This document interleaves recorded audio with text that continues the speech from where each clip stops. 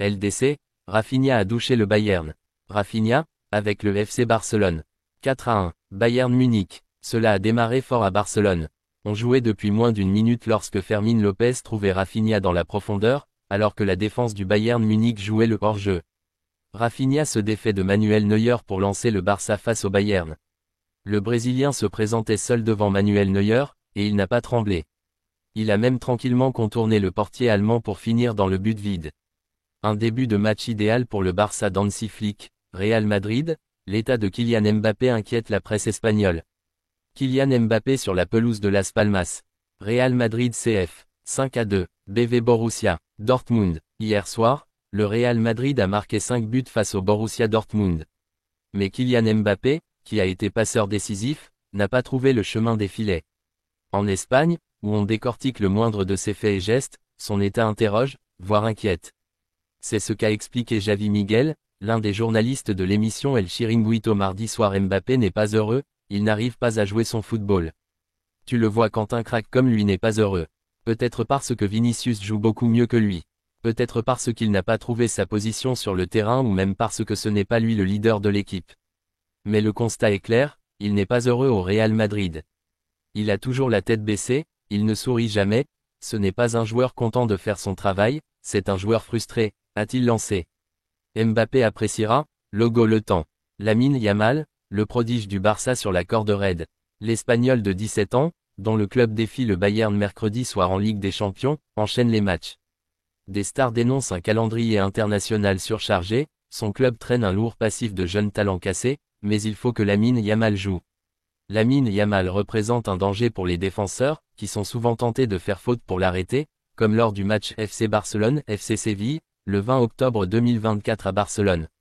Lamine Yamal représente un danger pour les défenseurs, qui sont souvent tentés de faire faute pour l'arrêter, comme lors du match FC Barcelone-FC Séville, le 20 octobre 2024 à Barcelone. Faites plaisir à vos proches. En vous abonnant, vous pouvez offrir des articles. Dans la boutique officielle sur la Rambla comme dans les multiples échoppes et bazars qui colorent les sombres ruelles du centre-ville, son nom est, loin devant ceux de Messi et de Pablo Escobar, le plus imprimé sur les maillots, les t-shirts et les journaux. À 17 ans, Lamine Yamal est le nouveau roi de Barcelone. Un club est venu me voir pour recruter Lamine pour 250 millions d'euros et j'ai dit non, s'est vanté la semaine dernière Joan Laporta, le président du FC Barcelone, qui n'a pas révélé l'origine de l'offre. C'est sans importance puisque Yamal n'a pas de prix. Quelle est la vraie valeur de Lamine? Elle n'est pas seulement comptable car c'est le joueur le plus populaire au monde, affirme Laporta. Au Barça, Lamine Yamal a tout de même un contrat jusqu'en 2026 et une clause libératoire arrondie au milliard d'euros. L'adolescent, qui vient d'être sacré champion d'Europe cet été avec l'équipe d'Espagne, aurait tout pour être heureux, si on le laissait parfois vivre comme un jeune de son âge. Il n'est bien sûr pas un jeune comme un autre, mais il reste un jeune joueur, ce dont le Barça et la Rora rechignent à tenir compte. Il faudrait qu'il joue moins, certes, mais ni son club ni sa sélection ne peuvent s'en passer. Vinicius, je veux rester au Real Madrid pour toujours.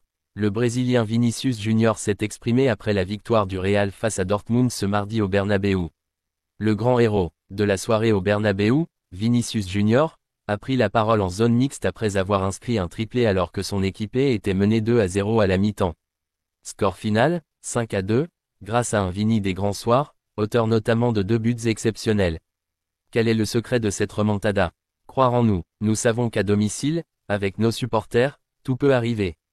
Quand nous sommes revenus dans le vestiaire, à la Pau, nous étions tous très calmes, nous n'écoutions que l'entraîneur, et une seule chose a été dite, si nous marquons le premier but, nous reviendrons. Et c'est ce que nous avons fait, grâce aux supporters. Et à l'équipe, qui a tout donné. Mais nous devons nous améliorer et jouer comme ça dès le début, sinon l'entraîneur ne peut pas l'accepter.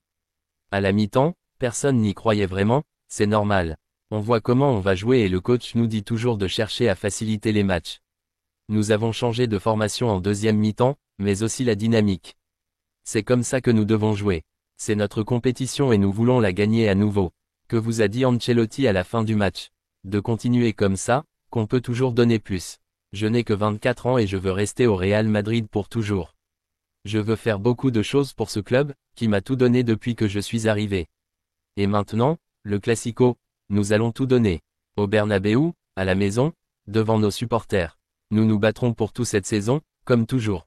Lui a-t-on déjà confirmé qu'il avait remporté le Ballon d'Or? Le Bernabéu l'a scandé, et je laisse cela aux gens. Qu'ils disent ce qu'ils veulent. Je suis très heureux d'entendre mon nom, c'est un rêve qui se réalise. Thibaut Courtois perd le Classico. Le gardien belge souffre d'une blessure à l'adducteur gauche. Il manquera le match face au FC Barcelone samedi. La remontada en Ligue des Champions contre le Borussia a fait quelques victimes. Le premier à tomber a été Rodrigo et peu après, le club a surpris avec un communiqué confirmant une nouvelle blessure, suite aux examens effectués sur notre joueur Thibaut Courtois par le service médical du Real Madrid, il a été diagnostiqué une blessure à l'adducteur de la jambe gauche. En attente d'évolution, malgré la victoire, le gardien belge a été l'un des plus critiques à l'égard de la fragilité défensive de son équipe en première mi-temps. Conscient qu'ils leur font très facilement mal, Courtois a fait passer un message pour les prochains matchs: j'étais en colère parce qu'ils nous jouent trop facilement près de la surface. Brandt, qui a une bonne frappe, a tiré et j'ai fait un bon arrêt, mais ça aurait pu être 0-3 à la mi-temps. Nous avons dû nous réveiller et réagir, mais ça ne marche pas toujours.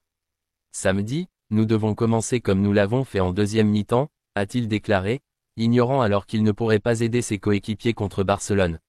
Le gardien belge souffre d'une blessure à l'adducteur gauche. Il manquera le match face au FC Barcelone samedi. La remontada en Ligue des Champions contre le Borussia a fait quelques victimes.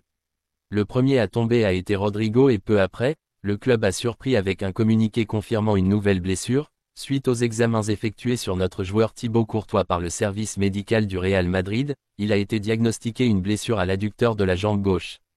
En attente d'évolution, malgré la victoire, le gardien belge a été l'un des plus critiques à l'égard de la fragilité défensive de son équipe en première mi-temps.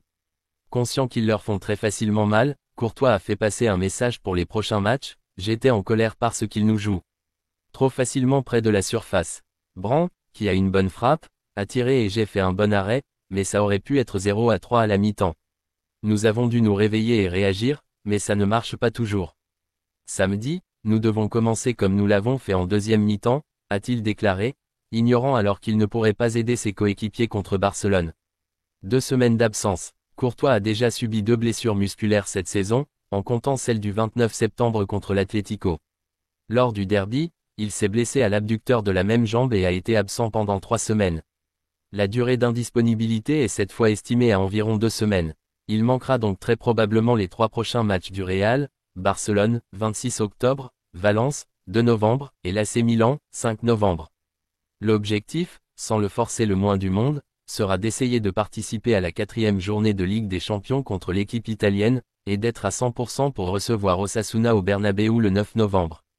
Lunin à la rescousse. Andrief Lunin sera dans les cages du Real Madrid face au Barça. Le gardien ukrainien a déjà assumé cette responsabilité la saison dernière après la rupture des ligaments du genou gauche de Courtois et a joué un rôle clé dans les victoires en Liga et en Ligue des Champions. Cette saison, il a déjà débuté 2 matchs, Lille et Villarreal, suite à la blessure à l'abducteur de son coéquipier. Rodrigo dit presque adieu au Classico. Dans un match marqué par sa combativité, Rodrigo s'est blessé dans un début de saison tourmenté pour lui. Ce n'est décidément pas l'année de Rodrigo qui, en plus d'être ponctuellement relégué sur le banc du Real Madrid, s'est blessé musculairement, à l'ischio-jambier de la jambe droite, lors d'un ultime effort réalisé pour sauver un ballon qui se dirigeait tout droit en sortie de but et qui a permis, par la suite, d'amener le but du 3-2 de Lucas Vazquez. Rodrigo est alors sorti à la 85e minute de jeu à la place de Tchouaméni. La gêne ressentie derrière la cuisse droite de l'attaquant brésilien sera testée jeudi avec une IRM. Hélas, quelle que soit l'ampleur de la blessure, sa présence face au FC Barcelone samedi prochain semble fortement compromis. Sur ses réseaux, le Brésilien a adressé un message: merci pour tous les messages d'affection et de soutien.